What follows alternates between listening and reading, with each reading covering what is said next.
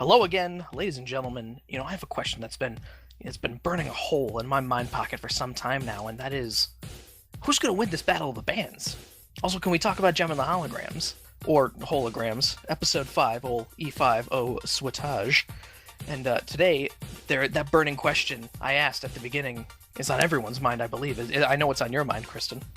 No, not really, because we spoiled it at the end of the last episode. That is true. It's actually not burning on my mind at all. I just wanted to sound. It was a good opener. Yeah, it was a good opener, and I'm the burning. Fake it till you make it. I'm the burning sensation of this podcast. My name is Joe Flame. Oh, you mean for the Fantastic Five? Yeah, no, I'm Fantastic Five. Yeah, no, yeah. Joe Flame. Joe Flame. And I'm the Invisible Kristen. There you go. Now all we need is Mr. Subpar and Rockman. I was gonna say the Funk. And yep, we're here again, and we're watching the old Gem and the Holograms. This is a podcast where we go through the complete, just terrible horror that is 80s cartoon air quotes classic Gem and the Holograms. The Fantastic Terrible Horror. Fantastic Terrible Horror 5 air quotes classic Gem and the Holograms, featuring. Would Jerrica be the Invisible Woman, or would that be Kimber because nobody knows she's there? Yeah, that's appropriate. I like it. We're staying on message. And none of the rest of them are Fantastic Four characters, so it's just Kimber's the Invisible Woman, and everyone else is their normal character. All right, and Rio is Dr. Drab. So he's got like the crayon drawing PhD on the wall. He does not even have a PhD in drab. Absolutely not. He went for it, but couldn't do it. Cut it in college. Too drab. He went to some vocational school for lights instead.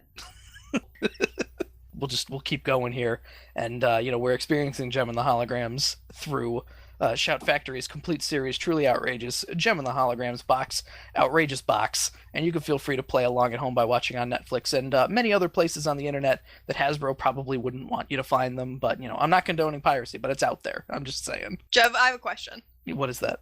You have said pretty much every single time, Gem and the Holograms box, Outrageous box. Is that actually what it's called, or is that you just fucking with me? No, it's Gem and the Holograms, Truly Outrageous complete series, but I'm pretty sure I wrote it down wrong the first two times.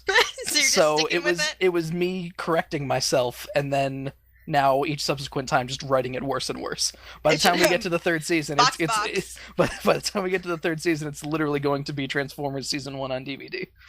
Great. I just wanted to make sure that, this is not something I thought to ask about until this week, so...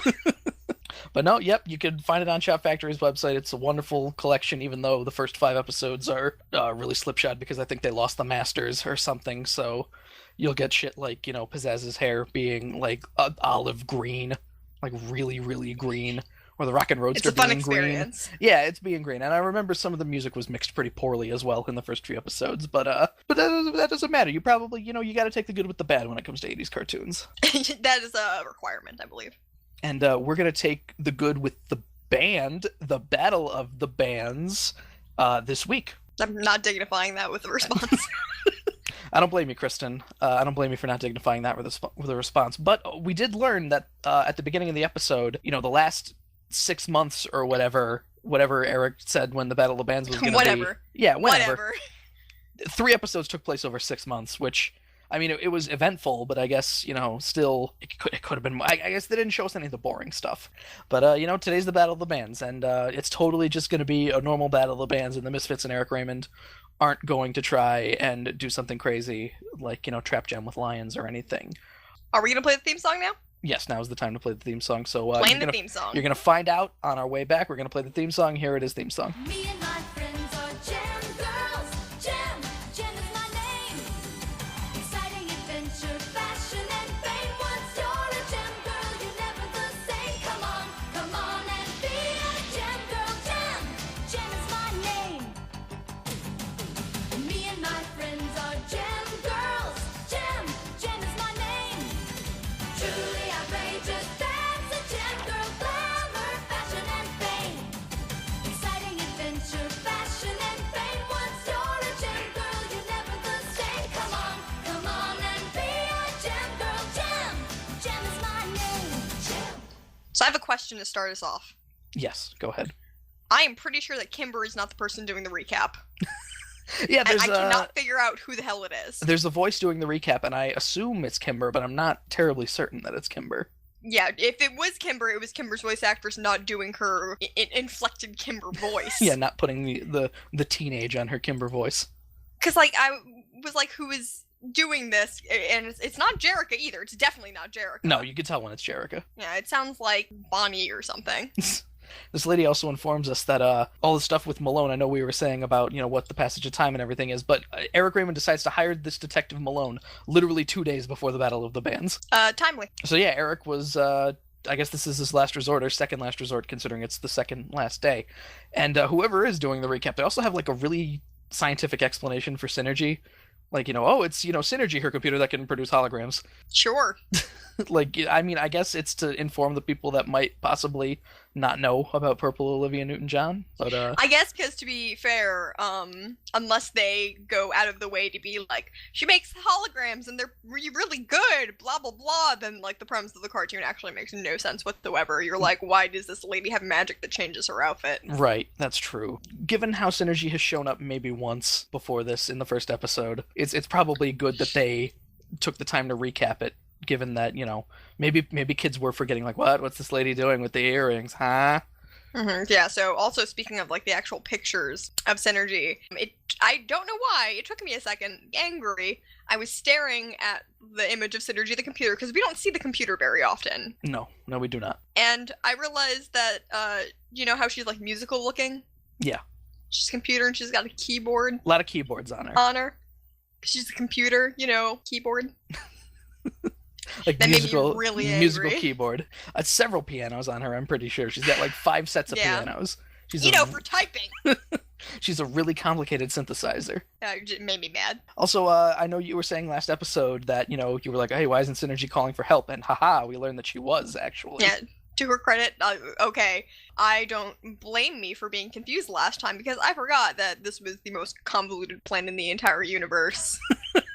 By Synergy, yes, who took it upon herself to, for some reason, disguise herself being destroyed. Yeah, she created solid holograms to be smashed apart. I feel like this is kind of like the question of if Jem's wearing a hat when Jerrica isn't, if Jerrica's wearing a hat when Jem isn't, is the hat technically there? So you're saying, like, if Jem has a hat on and Jerrica doesn't, if Jem spends too much time out in the sun, would Jerrica get sunburn? Maybe. Kinda? No, I'm just wondering if there's an invisible hat on Jem's head sometimes that we don't If see. someone can knock it away and then all of a sudden there's a hat coming out of, like, hammer space. Out of literally nothing, and they're gonna go, what? And, Jem just kind of shrugs his shoulders and goes, Where'd that Mystery. come from? So Eric and Malone start having this conversation about, going to find the computer and thinking, well, what's this computer? And Malone kind of, like, goes, well, the last time I saw the computer, it was in pieces.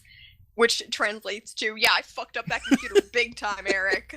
Well, you missed that, they're having a little conversation there. What I was a little mad about was the fact that, Malone's like, hey, I saw it at the Starlight Drive-In, and you know who owns the Starlight Drive-In?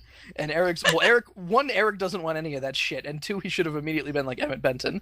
But Malone goes, it was Emmett Benton. And Eric, for some reason, despite the fact that he works at Starlight Music, and he knows that the fucking orphan house was called Starlight House, probably also knew that Emmett had a drive-in called Starlight Drive-In, but he's still just like, oh, that's Jerrica's father. Yeah, Eric seems weirdly misinformed about, or at least, like, really out of the loop. Like, he must be already just super stressed dealing with the Misfits, pulled out so much of his hair that he has an Eric wig on now.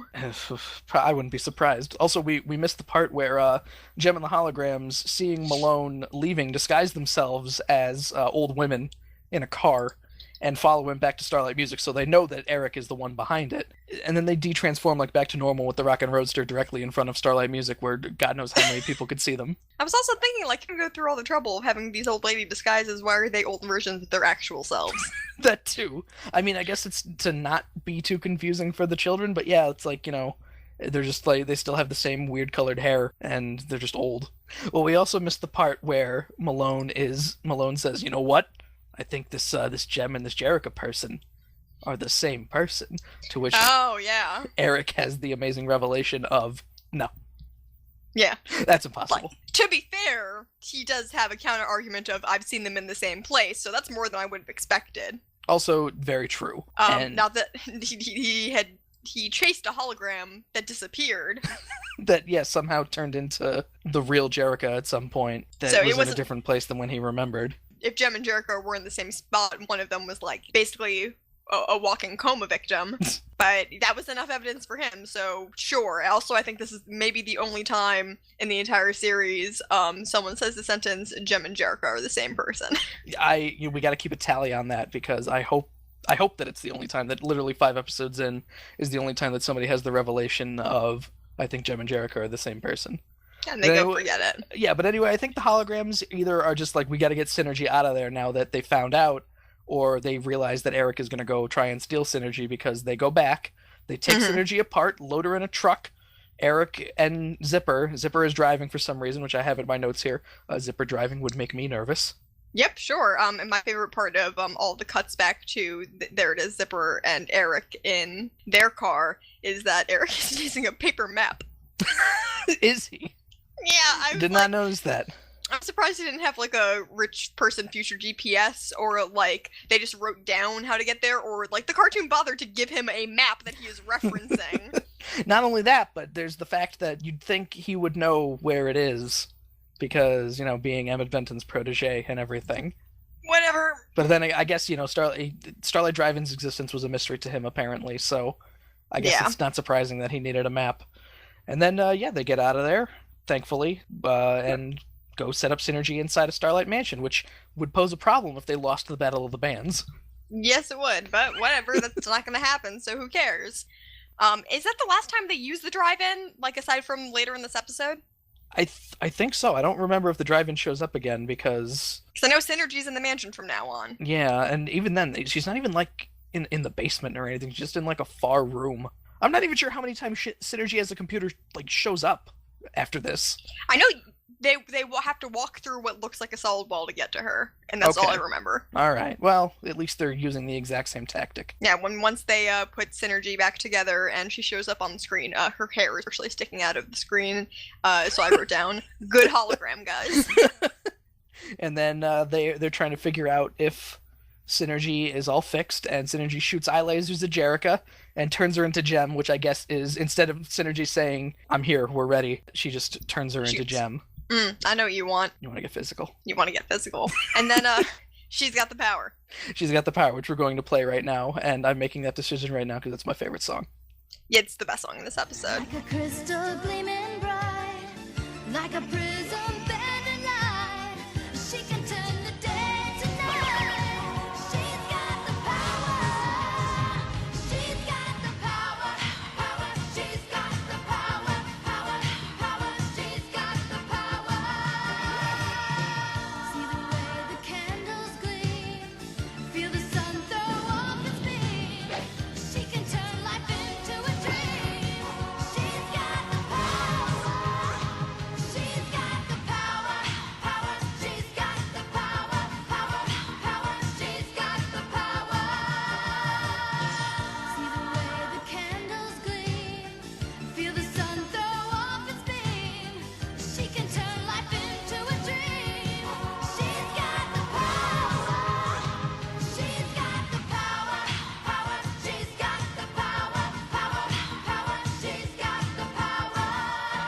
She's got the power to create confusion. Her mastery is no illusion. She's got the power. Power. She's got the power. Power.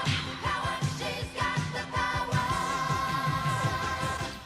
My favorite part of the song, I think, is the fact that it is a song celebration of, yeah, Synergy is literally doing the same thing she's been doing. We assembled a 3-piece PC. It's basically a celebration of Synergy's great, and then she shows off all the outfits that she could change Jerica and company into, as well as take them to weird places. She I guess shoots a fire arrow. She has a fire bow and arrow at one point. She's walking through like this Roman column place. Her eyes shoot rainbows. Is it me, or did this entire sequence look like weirdly washed out color-wise to you? Kinda. I don't know. It It might have been threw a me music off a video little thing. bit. Yeah, maybe. Because I don't think it was the rest of the episode, but yeah. And I said she's got the power, but not the power to sing backup vocals or anything. I have many flashing colors in the background. Eat your heart out, Porygon. Yep, good reference. More 90s cartoons. As well as Kimber with Bret Hart sunglasses at one point riding on a camel. I'm not sure about the camel. But Isn't cool she on a sunglasses camel are always in the nice. desert? No, she is. Oh, I'm just okay. I was saying, in just general, saying. I'm not sure about camels. Was she riding some other sort of desert creature? I wasn't paying that much attention. I just saw desert riding on something and Bret Hart sunglasses, and I That was automatically camel. assumed camel. Okay, very good. Yeah. 'Cause, yeah, I saw the desert thing and I was like, I'm not sure what these visuals have to do with what else is going on, but okay. There's, I think, just the general underlying theme of the song is, one, everybody's getting very physical, and two, synergy can change my clothes and destroy the world. So I see here, peeking at your notes a little bit, you say that there's no way that song happened. Can I make a counterpoint? How was it all holograms, Kristen? Is that what you're gonna say? That's exactly what I'm gonna say. I severely doubt that they were all standing in this room singing a song to Synergy about Synergy. Tripping balls on holograms. Tripping balls on holograms in the middle of the goddamn desert, or, flying through space. Okay, I concede, but I honestly... I wanted to point out that possibility. I'm going to say, Kristen, I feel like you're opening a can of worms, because what happens if, from every Okay. point on, we go, well, what if it's just Okay. holograms? Because you brought up that point, I'm never gonna say that ever again. Good. I win. That didn't happen. I'm gonna punch you the next time I see you. And, so we're back at Eric Raymond's office, and I have in my notes here, Ashley is here, ready to invite Helen to her life for seemingly no reason.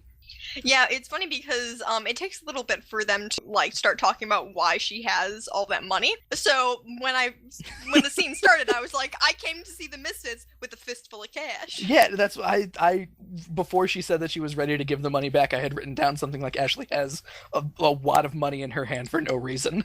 Yeah, and so she is upset because Pizzazz is no longer putting on the minimal effort amount of airs necessary to pretend that she likes Ashley, and she gives the money back because Ashley's making a transformation into slightly nicer orphan. Right, I don't think I have written down in my notes anywhere this episode that Ashley's a bitch, mostly because she spends 90% of the episode in danger. She gets the short end of the stick a little bit in this episode, but I do want to point out, if that is the $30 that they gave her that Ashley is giving back, that's Stormer's money, and Pizzazz takes it.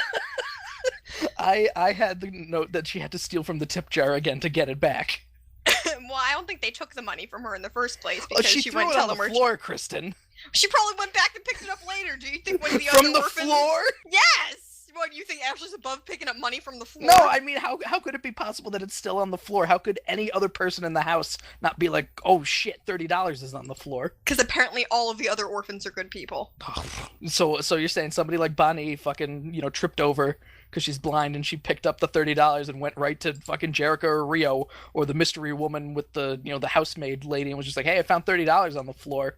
And the person that she gives it to is immediately like, oh yeah, I'll give this back to Ashley. I know all about this. Now, I think Bonnie was in Las Vegas, had the $30, made some sweet cash at the casino, flipped that money, and then gave Ashley back her $30. Okay, I'll take And that. then That's kept fine. the profit. So now Ashley probably doesn't even need to give back that $30. Probably not. But one of the other things in the scene that I really need to point out, Eric calls Ashley a waif to her face. Yes, I made sure that I wrote that down. It was just very casually too. It was like, oh, one of Jericho's waifs. Ashley probably doesn't know what that means, so I guess it's okay.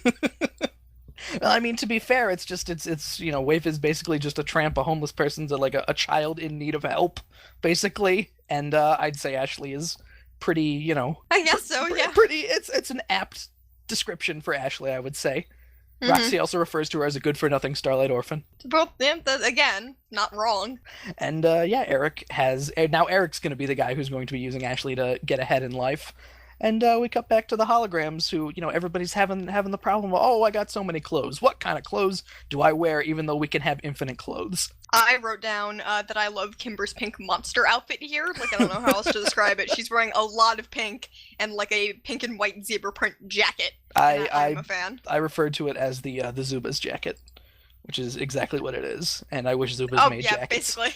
And one of the other things was they're kind of making playful japes back and forth at each other, like, ah, ha, ha, Kimber, blah, blah, blah, making fun of each other. And, like, I'm surprised they don't set Kimber the fuck off, because episode to episode, it's a toss-up as to whether or not one of the playful comments they all send back and forth to each other makes Kimber freak out and flip something over. That's very true. Jerrica's harmless comment of something like, well, you're gonna have to choose something or we'll never get to the Battle of the Bands, wouldn't have Kimber, like, turn around immediately and go, I am trying to choose something. This is really hard. Why do you always treat me like a kid? Yeah, exactly. I have a feeling that, like, oh, with all these clothes, Kimber, you're like a kid in a candy store, and that would just make her pull all the clothing down off the rack and probably punch Jerrica in the face. Yeah, for real. We're gonna talk about this again, because, like, the seemingly smallest comments can make Kimber freak out for no reason. Which is very true. And, but then this old-timey phone in this room that they're in starts ringing, and, Jerrica answers the phone. Hey, who is it? And Eric on the other line, immediately giving himself away too. Should it have especially been Eric, or should Eric have used Zipper, I guess, to be like, hey, we got you, kid. Come to the place and don't come to the concert. I guess Eric is so desperate that he just doesn't care anymore. I wouldn't be surprised, but yeah. Because he's also at the point where he's trying to ransom an orphan. That is the sound of a man on the phone who has nothing left to lose. Yeah, so they all kind of ruminate over whether or not they're going to take Eric's bait, which they know is a trap. And one of the things I have down here is that Kimber says, well, you're not going without me. And Kimber, like, the way that line is delivered, it makes it sound like she's trying to turn it into an argument. Like, hey, this isn't about Gem. This is Gem and the Holograms. Yeah, this is about an orphan's life. And, yeah, it's the end of segment 1, and I have written here that Ashley is going to bitch hell if they don't cooperate. Yeah, that's true. And yeah, so the next scene starts, they're all kind of ruminating over that, like you said, and Rio comes in, they're about to leave, and Rio's at the door, and he goes, hey, I know those eyes, what's up? And... Well, I had down, very observant Rio, you recognized 4 people in crisis over a kidnapping. And Jerrica is just very kind of... Jerrica's just like, hey, can't tell you. It's a long story. It'll be better if you don't interfere. And Rio is just like, okay, that's fine. Now my question is, why can't you do that with Gem? With her Gem identity? This is different. And that's the best I have. It seems like it would be very similar if Rio started coming, knocking, being like, hey, I got this problem with Gem, and just Jerrica being like, don't worry about anything you do with Gem. It'll be okay. I mean, I'll be honest, Kristen, if Jerrica was my girlfriend and she, kind of put her hand on my shoulder and was like, hey, that lady you've been kissing on, that's not me? Yeah, go ahead, just keep kissing on her. I'd be kind of like, I don't know about this. Yeah, the words are important. Communication. Key. Communication is very important, which is something that Jerrica just does not want to do with Rio, I guess. Yeah, no, she doesn't understand it all. But besides that, I don't know if you noticed this as well. Everyone seems just like a little bit too gung-ho about this kidnapping shit, where they're all like, yeah, let's go! Like, this is like a little bit, I would be more solemn, maybe? Yeah, this is a situation that calls for serious emotions, I would believe, and not like, yeah, let's do it. Unfortunately, this is a cartoon. Also, Eric, Jerrica mentions that, Eric said we can't involve anyone else, which begs the question, because she transforms into Gem before they go there, did she answer the phone as Gem? I guess. And does that mean that, was she supposed to tell the rest of the holograms, or was it like, hey, Jerrica, go tell Gem and the holograms to come to this place and don't tell anyone else? Yeah, condition-wise, it seems like if we can assume it was all right that the other holograms knew, it was probably fine if Jerrica or Gem knew. I guess. Yeah, well, okay. I thought I was gonna get it. Damn, I thought it was gonna be another one of those things like last episode, like she starts as Gem and then becomes Jerrica. But no, nope. There's some pretty sound logic behind that. So we cut to this like gigantic stadium, which is where the Battle of the Bands is gonna be held, and it's like a football stadium, quite honestly. Yeah. And there's cosplayers outside, both voicing their support for Gem or the Misfits. Okay, yeah, now that I am seeing you calling them cosplayers, I'm not gonna lie, I don't know if it's an animation thing. I assumed that those were all cardboard cutouts of different people from every band. I thought they were moving, though. Like, there was definitely one person dressed as Pizzazz that was, like, behind the camera guy who was going, yeah, the Misfits! I don't remember, because one of the things that I wrote down was, I want a cutout Roxy to scare away robbers. Well, if I was coming in through somebody's window and I saw just like a cardboard cutout of Roxy like cracking her knuckles, I'd be like, oh man, this looks like a lady who does not know how to read. I gotta get out of here. Yeah, so perfect security system. Roxy security. I'd bang up job. Yeah. Yeah, but we go back to Eric, who's backstage with Ashley and the Misfits, and Eric is just kind of pushing his hostage on the Misfits. He's got a lot of important things to do. He can't be busy looking after this fucking orphan hostage, which is why I suggested maybe use Zipper in the first place. Whatever. And yeah, we have a good like 45-second sequence of Pizzazz and Roxy chasing Ashley around this room.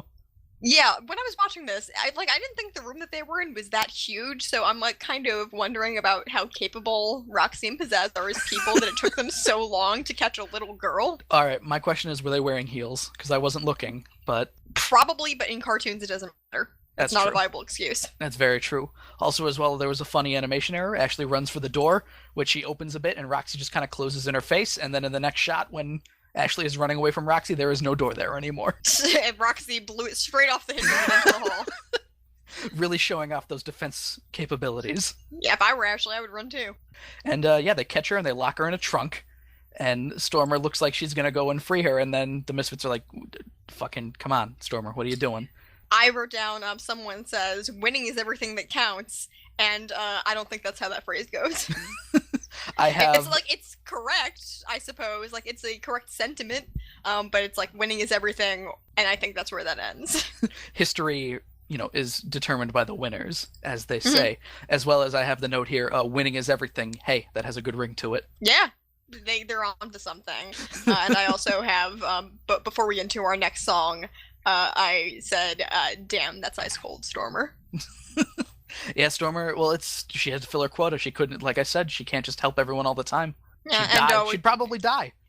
and there's a short scene before the next song, actually, where Rio expects that Jem has made it for some reason, and music is playing, and when Rio turns around and notices that it's actually Pizzazz, the music cuts out. And he goes, "Oh, it's you." Okay, I didn't notice that. I did Yeah, notice. that was really funny. I did notice the thing of, yeah, Rio's just like standing at a console. Somebody touches the shoulder. And he's like, "Oh, Jem," and then just cut Pizzazz, and it's like, "Oh, it's you." Yeah, the music just stops. And is this where Taking It All starts? I'm pretty sure. Yes, it is. All right, so yeah, the Misfits go on stage to perform their first song at this incredibly full stadium, which has to have like a goddamn like 70, 80,000 people, and it's like fucking WrestleMania. For, And like... you know there were scalpers lining the streets. And yeah, we're doing Taking It All, which again, another kind of not a very good Misfits song. I don't think any of the songs, but she's got the power in this episode is good. I like Music is Magic. It's good. I don't. Well, Taking It All, yeah, pretty. Even though the first note I have written here is finally a Misfits song, because we haven't had one since the second episode. Well, yeah, I always prefer them at least. Not a very good one, especially with lines like "Surprise, surprise, we're claiming our prize." Yeah. They are mugging people in public. Yes, no, this is basically, it's one of those sort of, it's basically winning is everything. They're literally taking whatever the hell they want. They're gambling in a cartoon. I noticed that. Well, was it actually gambling? Did she like push the chips forward or anything, or is it just her at a casino table holding cards with chips next to her? I don't think I actually saw chips, but there were definitely like prizes being reaped. Well, oh, that's yeah, her like shoveling in stuff for her winning hand, even though it probably wasn't a winning hand. Mm-hmm. And at some point, there is a panning shot of the Misfits standing, and there's like a bunch of treasure, and there's a mansion, and I said, pictured there is Pizzazz's actual house and dragon treasure hoard. Yeah, they swim underwater for some buried treasure. There's some fun stuff like a bunch of money flies by the screen, and Rio's face is on the money for some reason. Ew. I'd rather be poor. That's not money that I would want. There's a lovely shot of Jem dressed as a chauffeur shoveling money out of a wheelbarrow into a car. That's not that bad of a job. Hey, if I could be that close to money, especially shoveling it into a car, that'd be pretty great. And there's weird football imagery, which still makes me uncomfortable for some reason. Did we not already have the animation of like giantess Pizzazz coming out of a football on a football field? I don't remember. It's like- weird because if it did happen, it's definitely like an extended sequence here that was all meant to be in order. Yeah, like that's the thing, like because Pizzazz is still dressed in like the football stuff by the end of the song, where we realize that like she takes a football player home and he takes off the helmet and it's Rio, and I'm pretty sure Jem is still the chauffeur and she's got like sad eyes because Rio, and there's all this money flying towards the screen and shit. And I do know the rest of the holograms, at least, are all dressed as cheerleaders. Not a bad gig, especially I'd rather be a cheerleader than shovel money into a car. A cheerleader that shovels money into a car sounds like a great job. Honestly, I think that's... Just combine the two. Is that not just what rich people do? They have cheerleaders that shovel their money into cars? That's what I'm gonna do. Just wait a couple of years. So the song gets performed, and then at this point, I am realizing as everything wraps up there, nothing has happened on the Holograms kidnapping front. So I wrote, this is great pacing, Christy. Right, yeah, this is, we've literally just... Yeah, we could have probably had a scene before the Misfits went on stage to make the passage of time seem a little less... Because probably the people assume that, hey, the Misfits play. Now Jem's gonna play. Now Jem's gonna play. Yeah, they make it pretty clear there is a very large gap between the sets. And, I mean, people are getting pretty nervous about it later, you know, like pretty like, hey, we want Jem, come on. But really, it's, you know, they don't seem terribly perturbed until the guy comes on stage and is like, oh, well, you know, Jem didn't show up. But we'll get to that, because... Kidnapping. Yeah, kidnapping. They get to the old Starlight Drive-In, which I guess there's a door to the opening now, like Synergy's hologram wall isn't there anymore. I guess. And there's a wonderful exchange of Kimber going, talk about walking into a lion's den, and Jem just coming out with hot fire. We're going to pull that lion's teeth. Yeah, she came up with that off the top of her head. Which I guess that explains why there's lions later. Yeah, and then I'm pretty sure at some point, like, after they have their, like, non-negotiation where they're like, you're not going to perform, and they're like, Ashley's not even here, we should leave, Jem, like, decks Eric. Yeah, she, like, elbows him in the stomach, like the same thing that Pizzazz did to Rio, and runs out to get in the Rockin' Roadster, and they have a car chase in a parking lot, basically, because Zipper gets on a motorcycle. Yep, I wrote Excite Bike, Zipper, Zip, Zip, Zap. That's what I would call that video game. That's what, yeah, he turns the key to the motorcycle, or however you start a motorcycle, and he goes zip, zip, zap, and then he just drives off, and they surround Jem from two sides, quite literally. Zipper says, you're surrounded, and there's somebody in front of the Rockin' Roadster, and somebody behind the Rockin' Roadster. I guess, somewhat surrounded. And, yeah, Jem runs away, gets caught, and throws her earring out in the front, as part of a plan, clearly. First, before I realized what was going on here, it's weird the way that they set this up with Synergy being like, oh my god, Jerica. I was like, so, like, only one earring has a speaker? I don't understand what's happening here. But it ends up not mattering, so yeah, no, it's because it's the end of the segment that, you know, Jerica is captured by the motorcycleman. We're led to believe that, yeah, somehow, I guess, she can't come into contact with Synergy. So, very dire for the commercial break. Right, and as we come back as the start of a new segment, because obviously this was aired a week after the other one, Eric Raymond has to play professional exposition man and be like, ha, you're never going to get to the concert now, and we're going to win, and we have Ashley, and I'm leaving, goodbye. And my own personal addition to that big piece of exposition was, and I definitely won't go to jail. Also true. And Eric leaves, and we go back to the concert now, which I guess they're introducing the concept of the rock meter now after the Misfits already played, which I don't know, maybe there were acts between the Misfits and the Holograms. I really don't know. No, yeah, I don't think so. All I have written is rock meter, very scientific. I just have that it's an applause gauge of some sort, because it's just, you know, it's one of those things like, hey, how did the Misfits do? And everybody cheers. Woo! And, you know, some stars light up, and it goes near the top, and the guy isn't even like, oh, that's going to be hard to beat or anything, so I don't even know how well the Misfits did. Like, I guess good. Like, what if the color of the star denoted how good it was, and they all just fill up anyway, and the blue star is like... We're putting way too much faith in the... like, specificity in which LEDs the rock were a meter... thing, I'm pretty sure, in the 80s. Probably. You know for sure, because you were definitely alive then. Oh, asshole. totally. Saw them all the time when I was totally alive in the 1980s. Mm-hmm. Eric says holograms. I have that here. Eric says holograms, which I believe is the only instance of someone saying holograms, because I made sure to there are two other instances of somebody saying holograms this episode, so... Yeah, and they say it correctly. Yes, out of nowhere, the garbage crusher thing that we briefly saw a little while ago is about to turn Ashley into Orphan Tartar. Yeah, she's about to be crushed to death, which thankfully everybody's standing there near the forklift guy when the forklift guy, you know, drives by with the treasure chest that Ashley was locked in, that she is still screaming about. A really, like, awkward looking, like, Rio goes and saves her by pulling it off and kind of, like, holding the trunk on his back. It's weird. It's like I feel like his wrist would snap if he tried that.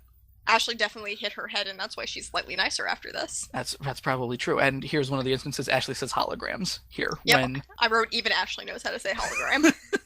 So Ashley should be in the band because Kimber can't say holograms. Yeah, so yeah, this is where it comes up. One of the things that bothered me about the way that these sequences were shown is 15 minutes, they say, Gem of the Holograms have to get there. So up until that point, no one has been playing. We don't know how long the stretch of time that is, but 15 more minutes.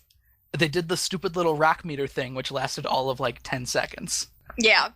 So the Misfits played, they probably were treated to nothing for like 15 minutes. They came out and were like, hey, here's the rock meter, how'd the Misfits do? And by that point, everybody had forgotten the Misfits performance. So they were like, whatever. Like, I was clapping. I don't know if that came over on the microphone. Considering in this cartoon, the people in the bands routinely just run onto stage holding their instruments and immediately start to play, I think 15 minutes between sets is just way too much time. That crowd is going to start... Someone's gonna die. Not even holding instruments sometimes, because I'm pretty sure the Misfits ran on stage without their instruments and then ran off with them. Why not? Whatever. And, so it's all up to Rio now. He's got 15 minutes to save Gem and the Holograms from the Starlight Drive-In, which... Was Eric talking about that? Is that how Ashley found out? I guess she was there, so... Yeah, she was there, I guess, when... For the phone call. Yeah, she was for the phone call, so good job, Ashley. Yeah. And so Gem starts her incredibly convoluted plan right now, where, the one... larger, portly goon is told by Zipper to stand outside and don't open the door for anybody. So, all the Gem and the Holograms are all kind of together. She says, hey, Synergy, you got an idea of what you need to do here? And Synergy, for some reason, responds like very flatly and robot. I mean, she's a robot, I guess, so she responds like, yes, Jerica, I know exactly what I need to do, and not just, I will make the holograms. Let's get physical. And not just, let's get physical. Which I think that would have summed it up pretty well, but whatever. Yeah, they make lions? Yeah, their plan lions is driving? For all of them to scream lions, and I'm assuming Zipper turned around like, who the fuck? And then he sees these real-ass looking lions, and he has the line, I believe, of, oh, it is real lions. So they run to the door to where they try to get the portly gentleman to open the door, and he said, hey, said to not open for anybody. And then the earring outside makes holograms of cop cars coming up, to which... And that guy's like, I'm not going back to jail. And he opens the door. So the threat of death to everyone inside, whatever, going to jail, ooh, better open the door. They all kind of run around. At some point, someone grabs Kimber, and she's like, leave me! Which doesn't really work because they're a band. They're a band. Who's going to play the keyboards, and who's going to write the songs, Kimber? Yeah, she still needs to write the song. They're going to play the Battle of the Bands. They also do the whole Wile E. Coyote routine that they make a fake hologram of the exit that Zipper and one of the other guys runs into, because it's actually, it's a wall. Eric shows up and tells them that to let the holograms go, and then there are 3 Erics. And at this point, I was like, so the part that we didn't see before all of this ridiculousness started happening, did Jerica sit there and whisper into her earring, like, okay, so first there's going to be lions, and then cops, and then a fake exit, and then 3 Erics, or is Synergy just, like, improving here? I would like to think that this was all meticulously planned by Jerica, and that all of the other holograms are, like, looking at her the entire time, like what are you doing? Like, what is this plan that you're making here? But it all worked out, because, so the real cops show up, and the portly gentleman is like, oh, you're not fooling me twice. And surprise, it's real cops. Yep, and Rio is there, and everyone is so happy that Rio saved the day. And it wasn't the holograms at all. And I like how, Rio's being snippy even. I mean, like, there's not a lot of time. Much like, getting to Lindsay Pierce's show. Not a lot of time. But Gem is just like, oh, don't worry, Rio. I just dropped my earring. Which, why would it be outside on the ground? And then Rio's driving a cop car. Yes, Rio is driving a cop car, I guess with the permission of the police. Someone gave him a cop car, and they were like, take the holograms and beat those horrible misfits. Those damn misfits. And he's like, I will. Thank you for serving our country. And there's a little motif of getting down to business starting to play. Yep. And so we're cutting back to the stage. The Misfits are on stage. Mustache Movie Mansion Man. I forget his name. He had a name, but I don't remember. No, I think that is his name. Mustache Mansion Man? Mustache Movie Mansion Man. Mustache Movie Mansion Man. He's about to announce that the Misfits win, but much like last episode, hey, Gem and the Holograms are here. What a very cartoon thing. Yep, Music is Magic starts to play, and I just would like to point out that if there are already people standing on the stage, if you're going to be, like, hydraulically moving another part of the stage upward, I feel like you have to warn them so no one, like, falls into some machinery and gets chopped up. Is that I thought it was a completely separate part of the stadium, quite honestly, because I don't think they do a very good job of, like... When I 'cause saw it's it, I thought it was just behind where they were. You hear Music is Magic starting, and it's I feel like they look off in the distance, like in some direction, and you see like the giant gem stage coming out of nowhere. And my question is, why didn't the Misfits get a giant stage? I don't know, maybe my eyeballs interpreted that incorrectly. A giant hydraulic stage at that. Who knows? And here's the other thing. This can't just be dismissed as like normal music video, like, oh, that didn't happen. Because all the shit in this music video happened. Yeah. I don't know. The one of the things I do want to point out is they do a couple of crowd shots, and some of the people you see in the front row of the concert, Ashley is there, and I said, like, okay, so because of the 15-minute time limit, she almost got crushed to death 15 minutes ago. I feel like she should be at a hospital. This was a very traumatic day for her, but no, she wants to see Gem and the Holograms beat those Misfits who were so mean to her. Yep, she wants to rock out. And, yeah, there's fun stuff like Eric steals the Rockin' Roadster for some reason. Sure. I don't know why. And he's immediately surrounded by police. Sure. And then, we show a shot of Rio backstage, and there's a Jericho hologram there just to make everything extra awkward. His girlfriend, mute just how he likes her. Aja has no idea what she's doing with that damn guitar. It's Kristen, it's all about flair. You don't need to play as long as you're charismatic. I guess so. One of the other things, when they did the crowd shot again, and I confirmed this a little bit later once there are more orphan shots, Bonnie's not there. And I was like, did they not invite Bonnie because she's blind? She's not deaf. Well, Kristen, when they win, when the rock meter goes up for Gem and the Holograms, and the giant fucking gem sign starts flashing a million colors, and it's like fucking Electric Soldier Porygon all over again. That's part of the experience. You need to see that. I think Bonnie would disagree with you. Would you still be like, even if you're blind? I don't know how being blind works, so I still feel like even she would be like, oh god, that flashing sign, Jesus. But yeah, I wrote my final tally, my final judgment was that song was only okay, not a full guitar rock meter worth. But it was better than taking it all. I guess so. So, and that's the other thing. All these people, they waited hours and hours to get into this stadium to watch this fucking battle of the bands, and there are two songs, and the respective bands played one song each. And Kimber starts screaming, totally outrageous, and she is, like, popping off. Yeah. And it keeps cutting back to the flashing sign, and she just keeps going, totally outrageous! And I'm like, oh god, I'm gonna die. She's having a seizure or something. And the Mansion movie Mustache Man announces the winners as Gem and the Holograms. Mm-hmm. So he says holograms, thank goodness. Yep, the Misfits decided they didn't need to win, and if Pizzazz weren't hitting her dear friends... they would almost be a sweet sentiment, but she is, like, clearly, like, haranguing and, like, harming Roxy and Stormer somehow. I made sure to write down Pizzazz is smacking the shit out of Roxy and Stormer backstage. It sounds like she's trying to be, like, positive and friendly, but she's not being nice to them. She's beating the motherfuck out of them, quite frankly. She doesn't know how to touch people without hurting them. That's the curse. And, well, hey, when you have that much money, that's a curse I'll take. And so, yep, they win, and it's time to reclaim Starlight Music, so they go to Eric Raymond's office, to which Rio does the honors of destroying the Eric Raymond sign. Yeah, I thought it was weird that Jericho was acting like she was not allowed there, even though she was still a partial owner.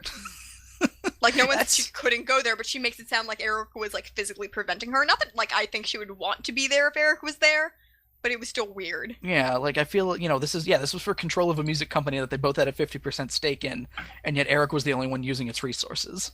Yeah, whatever. Yeah, whatever. And now, at least, they don't have to use orphans to put up posters anymore.